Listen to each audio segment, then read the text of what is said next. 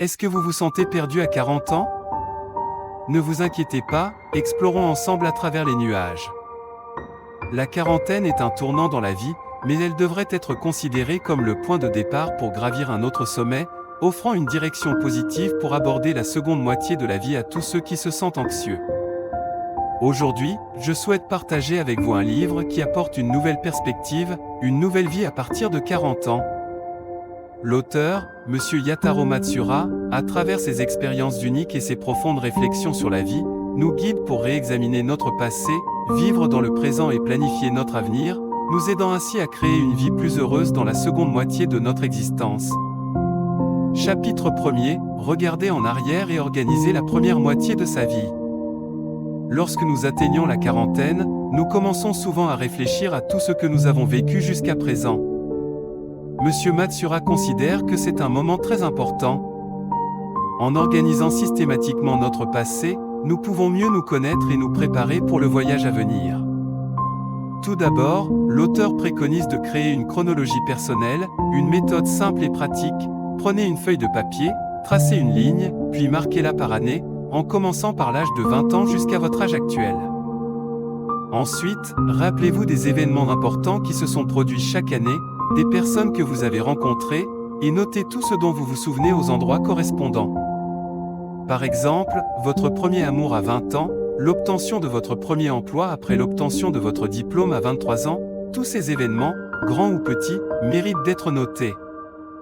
Vous constaterez que certaines années sont gravées dans votre mémoire, tandis que d'autres semblent vides.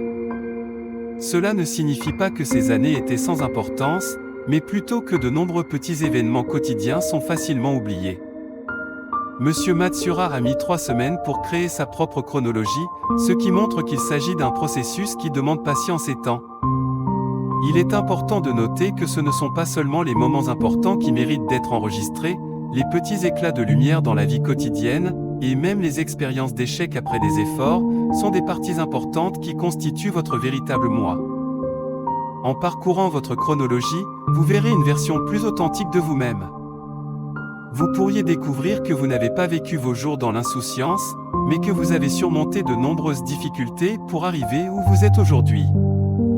Vous pourriez également vous rappeler des personnes qui vous ont aidé et ressentir la bienveillance des autres. Ces souvenirs peuvent vous apporter plus de sécurité et de confiance, vous permettant de ne plus remettre en question votre valeur. Ensuite, nous devons apprendre à être reconnaissants.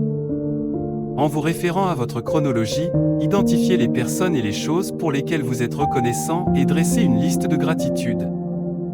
Même les petites choses apparemment insignifiantes, comme être reconnaissant pour un corps en bonne santé ou pour un employé de magasin qui vous a servi avec enthousiasme, devraient être notées. Une liste de gratitude peut nous aider à voir davantage les aspects positifs de la vie et à apprécier tout ce que nous avons. En même temps, nous devrions également dresser une liste d'excuses, en écrivant les choses que nous pensons ne pas avoir bien faites ou pour lesquelles nous nous sentons en dette.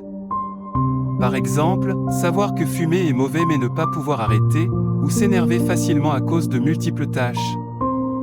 Dresser une liste d'excuses est comme établir une trousse de premiers soins mental, nettoyant régulièrement les émotions négatives et reconnaissant l'importance d'admettre ses erreurs, pour ensuite s'efforcer de les corriger et devenir une meilleure personne. Par la gratitude et les excuses, nous pouvons nous réconcilier avec notre passé et cultiver une attitude plus positive. La dernière étape consiste à lâcher prise.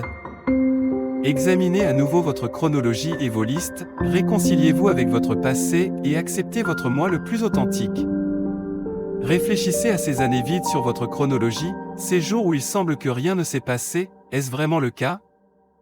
Monsieur Matsura a découvert que derrière ces vides se cachent souvent des expériences douloureuses que l'on préfère ne pas affronter. Nous aider à faire face courageusement à ces souvenirs désagréables et à nous rappeler comment nous avons résolu ces problèmes par la suite nous fait réaliser que nous avons déjà surmonté des difficultés et que les défis futurs ne sont pas à craindre. Nous n'avons pas besoin d'éviter les échecs et les douleurs du passé, ce n'est qu'en acceptant cette version de nous-mêmes qui a commis des erreurs et qui n'était pas assez bonne que nous pouvons vraiment décharger le fardeau dans nos cœurs et ressentir la légèreté du présent. De plus, nous devons abandonner les modèles établis et accepter les changements dans nos fonctions corporelles. Après 40 ans, notre énergie physique peut ne pas être aussi bonne que lorsque nous étions plus jeunes, et les habitudes passées de veiller tard peuvent ne plus être adaptées. Nous devrions reconnaître et accepter les changements dans notre corps et choisir un mode de vie plus sain. En même temps, nous devrions également voir les avantages qui viennent avec l'âge, comme une expérience plus riche et une capacité plus mature à gérer les situations. Lorsque nous pouvons regarder objectivement le passé et accepter qui nous sommes maintenant, nous sommes prêts à repartir à zéro. 2. Chapitre 2. Vivre dans le présent, commencer une nouvelle vie.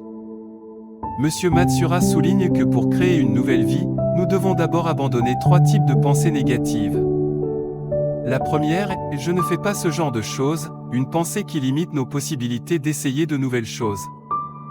La deuxième est « je ne peux pas le faire », ce qui nous empêche de nous dépasser.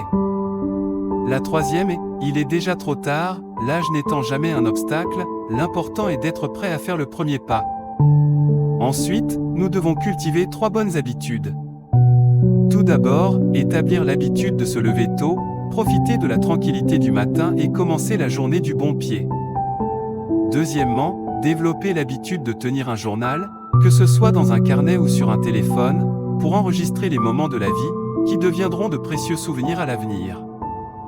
Enfin, maintenir l'habitude de l'organisation, garder son environnement propre, ce qui naturellement rendra notre humeur plus légère. Chapitre 3. Envisager l'avenir, planifier une vie idéale. En termes de développement professionnel, après 40 ans, on devrait mettre l'accent sur la qualité plutôt que sur la quantité. Utilisez vos forces pour créer plus de valeur. Vous pouvez envisager de changer de carrière ou de développer une activité secondaire, en utilisant l'expérience accumulée pour cultiver de nouvelles compétences. À ce stade, transmettre l'expérience à la jeune génération est également un travail très significatif. En termes de qualité de vie, il est important d'établir une routine saine, de maintenir un exercice régulier et de faire attention à une alimentation équilibrée. Il est également important de développer des hobbies et de maintenir une bonne vie sociale. L'entretien des relations interpersonnelles est également crucial, y compris les interactions familiales, le maintien du cercle d'amis, la gestion des relations professionnelles et les échanges avec le voisinage et la communauté. Conclusion.